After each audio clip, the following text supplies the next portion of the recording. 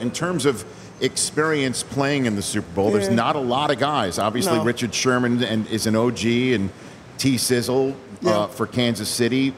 You were in year 3 when you played in your Super Bowl, and you strolled in. What was that experience like that a lot of these guys will experience on Sunday when they stroll out into Hard Rock? I think ignorance is bliss in this situation, because you don't overthink. When I was in Baltimore, one of the things I realized when I woke up a few mornings and I realized, you know, I just don't have the speed at 37 that I had at 27. So there were times where my coach, Bobby Ingram, who's a tight ends coach, which is why the tight ends for the Baltimore Ravens are really, really good. Yeah. He said, quit overthinking. I would catch a pass because I don't have the speed that I used to.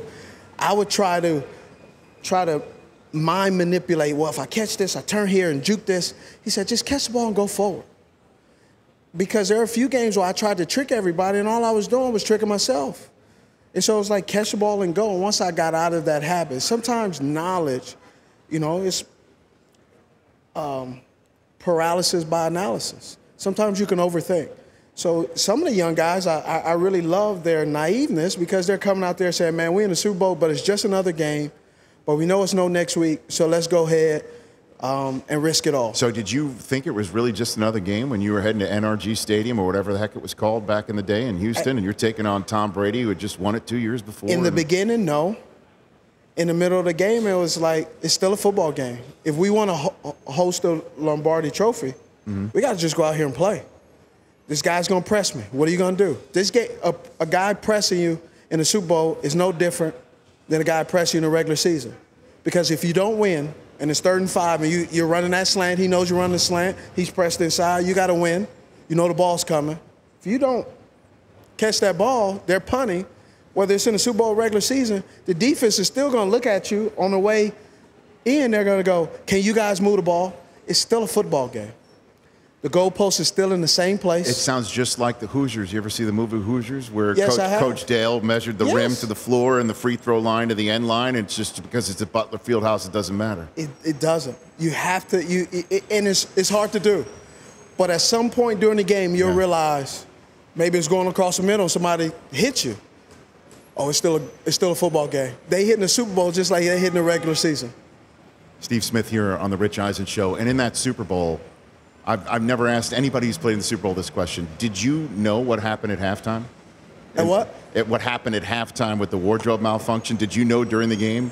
That no. You had no idea? No. When did you learn about that? When you just got home or something like that? Or when the rest of the that's literally all the country was talking about. Honestly, this is before Twitter and everything else. We lost that game. Yeah.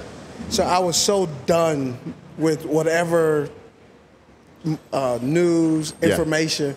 I mean, some of the guys do it now. They look at the Twitter and all that stuff, but during the game and halftime. But when you lose a game like that and the way we lost, how close, you don't go back and see what they're saying about the game. You experienced it, The fourth quarter of that game was insane. I mean, there was about 40 points almost scored in that quarter alone. Like, it just seemed like everybody was.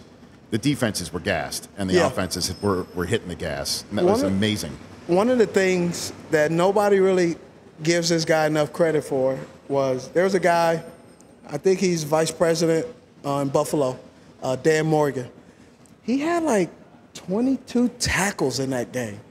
Nobody really knew.